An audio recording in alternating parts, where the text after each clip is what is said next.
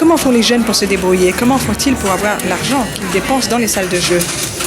Bien, les plus fortunés aident les moins fortunés. Je crois qu'il y a une solidarité qui est quand même assez grande, mais il y a aussi tout ce qui passe en dessous, c'est-à-dire la manche, la fauche, tout ce qui est à la lisière.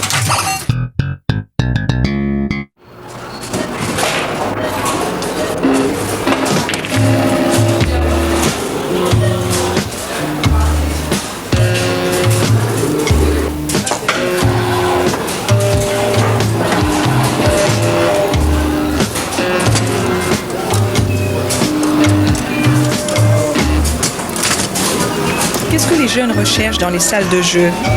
Ils recherchent d'abord les jeux et puis ce qui est autour des jeux, c'est-à-dire des copains, c'est-à-dire la possibilité aussi de rencontrer des gens qui vont être au bord de la délinquance, qui risquent d'être dans ce lieu des occasions de délinquance.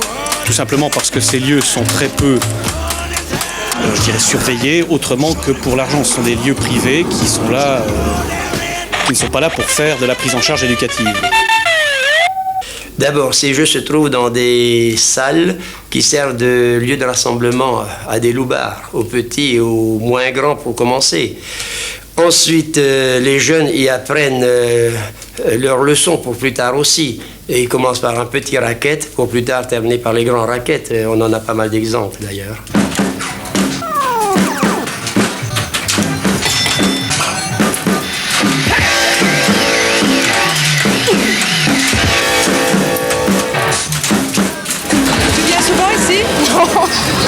Oh, après la classe, à peu près tous les jours presque. En général, je viens quand j'ai un peu de temps à perdre, quoi, pour ne pas m'ennuyer.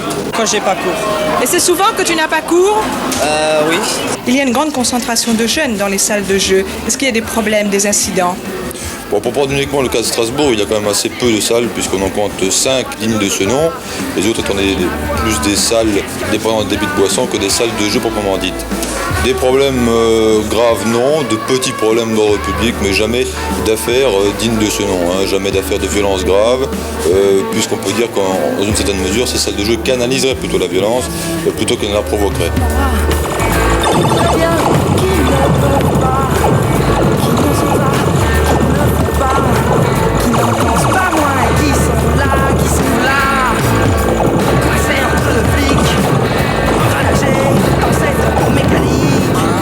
Comment font les jeunes pour se débrouiller? Comment font-ils pour avoir l'argent qu'ils dépensent dans les salles de jeu? Bien, les plus fortunés aident les moins fortunés. Je crois qu'il y a une solidarité qui est quand même assez grande, mais il y a aussi tout ce qui passe en dessous, c'est-à-dire la manche, la fauche, tout ce qui est à la lisière. Où tu l'as l'argent? L'argent de poche, des fois c'est les camarades qui payent ou bien on se débrouille toujours pour avoir de l'argent. Ça coûte cher? Oh, ça va, si on vient pas trop souvent, non? Ça finit par coûter cher à la longue. Oui, ça va. Mais tu as l'argent d'où? Ah, c'est mon argent de poche, mais ça va, quand on sait un peu jouer, on claque facilement.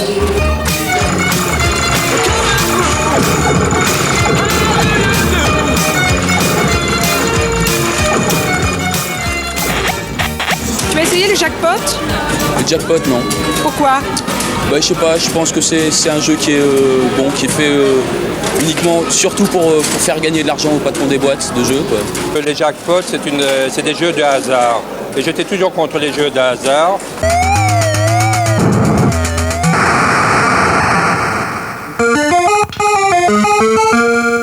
Mais justement, les jeux vidéo, les flippers, ne sont pas des jeux à argent, on gagne seulement des parties gratuites. Je ne parle pas des jeux vidéo ni flippers. Ceux-là se pratiquent en famille, ils se pratiquent en société et par conséquent, ceux-là sont très sains, ils sont très bien, je les approuve.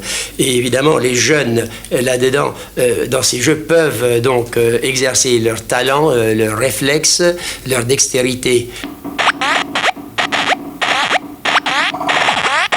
Là, bravo. Mais pour les machines à sous, non.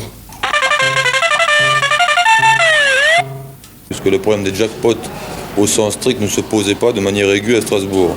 À tel point que depuis quelques années, aucune affaire de jeu clandestin concernant les jackpots n'avait été faite à Strasbourg. Mais en général, il semblerait que ce soit une bonne chose. Est-ce que les jeunes sont très dépendants de la machine? Est-ce que c'est pour eux une sorte de drogue? pour certains et à une certaine période de leur vie, certainement, ça devient quelque chose qu'ils pratiquent, je dirais, à longueur de journée.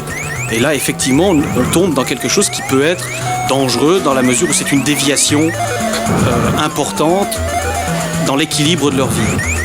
Parce qu'il n'y a pas non plus que le jeu.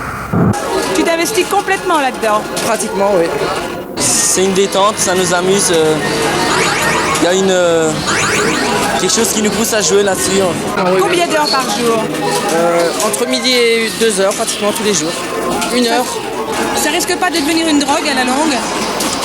Ça, je crois pas, non. Je crois pas. Enfin, déjà maintenant, c'est presque comme ça, mais enfin, on pourrait arrêter du jour au lendemain de venir ici, quoi.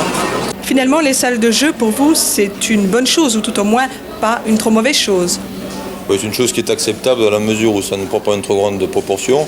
Et surtout, ça permet de regrouper les jeunes dans certains endroits où finalement ils se retrouvent entre eux. Ils ne se donnent pas la boisson puisque ces salles de jeu ne sont pas, en principe, couplées avec des débits de boissons. En tous les cas, des débits de boissons servant des alcools.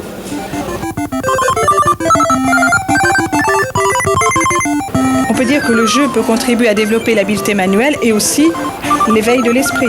Sûrement, je crois que nous préparons en ce moment les générations qui vont avoir à se servir tous les jours de la télématique, de la bureautique, etc., en développant, je dirais, une acuité visuelle, une acuité d'esprit que nous ne possédons pas ou que nous avons investi ailleurs, mais qu'eux posséderont à un haut degré.